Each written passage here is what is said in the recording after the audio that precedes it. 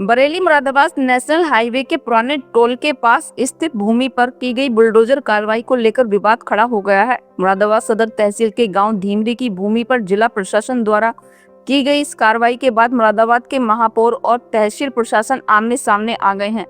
दोनों पक्षों का अलग अलग दावों के चलते मामला अब उच्च अधिकारियों के स्तर तक पहुंच गया है। प्राप्त जानकारी के अनुसार मुरादाबाद सदर तहसील के गांव धीमरी की गाटा संख्या 1086/3, 1087 व 1088 सहित लगभग 2 हेक्टेयर भूमि तथा बिलारी तहसील के गैर आबाद गांव बीरपुर और गांव फरीदपुर के रकबे से जुड़ी भूमि को लेकर राजस्व अभिलेखों में ये जमीन सरकारी दर्ज बताई गई है।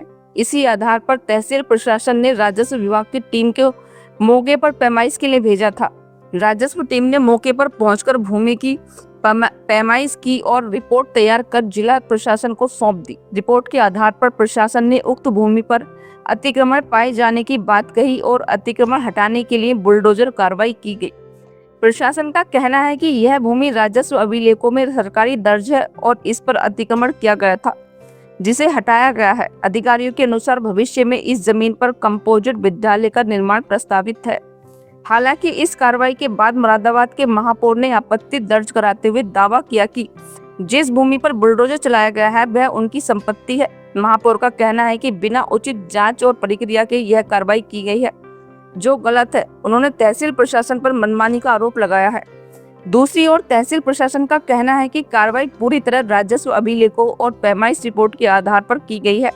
अधिकारियों के अनुसार संबंधित गाटा संख्या की जमीन सरकारी रिकॉर्ड में राजस्व भूमि के रूप में दर्ज है, इसीलिए अतिक्रमण हटाने की कार्रवाई की गई है।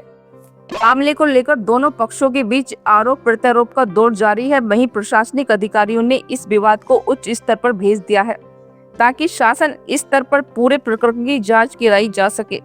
स्थानीय स्तर पर यह चर्चा है कि उक्त जमीन की बिक्री किसी चांद बाबू के नाम से बताई जा रही है। ऐसे में अगर जमीन वास्तव में सरकारी है तो फिर इसकी खरीद फरोख्त किस प्रकार हुई, यह भी जांच का विषय बन गया है। फिलहाल पूरे मामले में अंतिम निर्णय उच्च अधिकारियों और शासन स्तर की जांच के बाद ही स्पष्ट हो पाएगा।